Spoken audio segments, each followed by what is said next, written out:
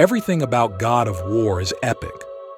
The story, acting, characters, boss battles, mini-battles, powers, music, animations, cutscenes.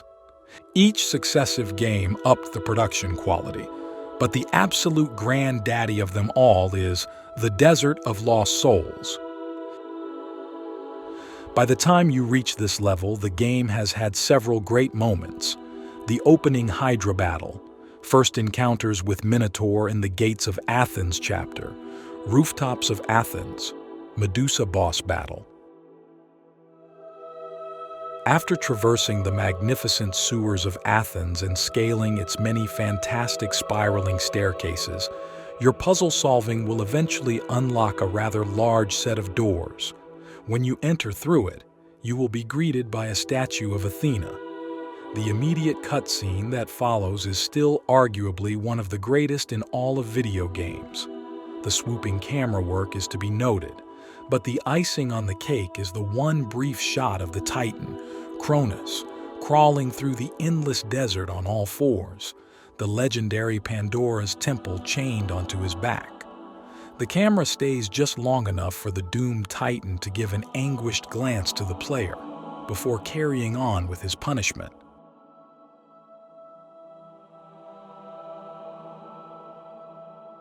In the Greek mythology, Cronus, or Kronos, was the leader of the Titans, before being overthrown by one of his sons, Zeus, and imprisoned in Tartarus, a prison for immortals. The Cronus that appears in the games, just like the rest of the characters, is loosely based on his mythological counterpart. Back to the Desert of Lost Souls, the gist is this: seek and destroy the 3 deadly sirens. Once you kill them all, the door of the ruined temple that sits in the middle of the desert is opened.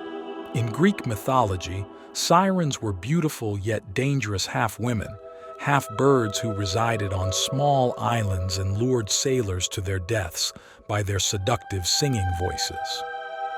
The sirens that appear in this game, however, are drastically changed in appearance. They have busty bodies and deformed faces, but retain the alleged sonorous voices from the mythology, and with it, a penchant to scream like a banshee to scare you silly.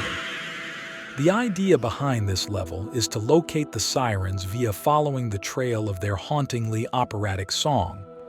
The implementation of a rather different approach to discovering an enemy before you tackle them, along with the challenge that comes from the extreme low visibility due to the perpetual sandstorm, makes Desert of Lost Souls unique.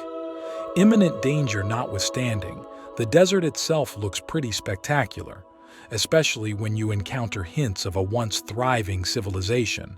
Majestic, dilapidated statues, building wrecks, broken down wells. When the 3 sirens have been dealt with, the door of the aforementioned temple opens.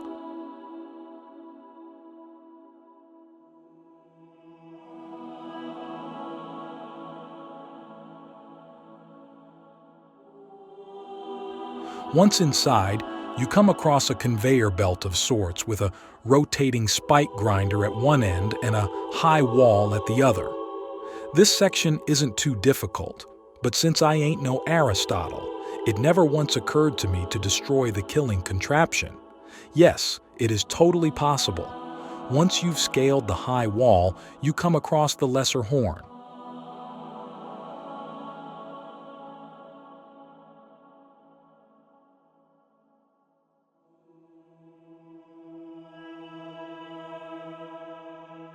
Activating the lesser horn creates an aperture through the desert that leads you straight to the summoning horn.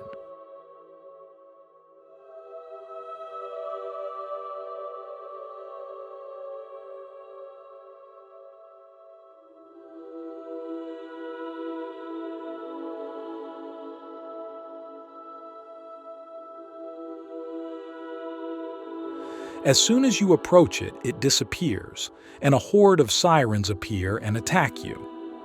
Unlike the 3 fought previously, these sirens don't pose that much of a threat and can easily be taken down with simple combo attacks. When the last siren is defeated, the horn reappears. Activating this horn triggers a lengthy cutscene, showing Cronus crawling towards your position and Athena narrating how Kratos scaled the Titan for 3 days to reach the top, leading to the start of the next brilliant chapter, Pandora's Temple.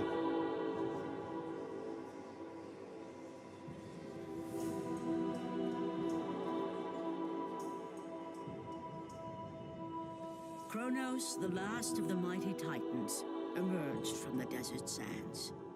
On his back, Pandora's temple awaited, massive and patient, ready to challenge all who went in search of its guarded treasure.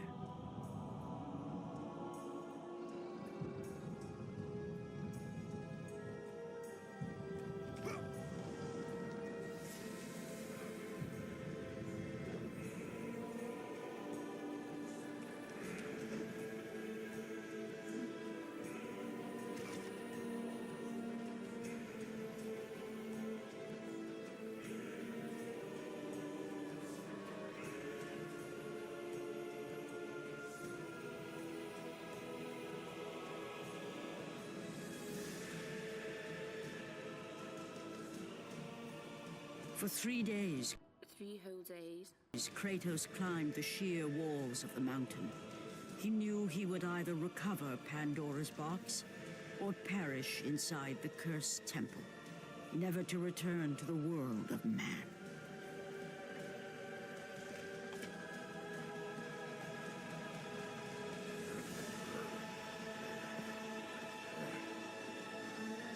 Here ends The Desert of Lost Souls, with a great introductory cutscene, thrilling and scary gameplay, and fantastic production.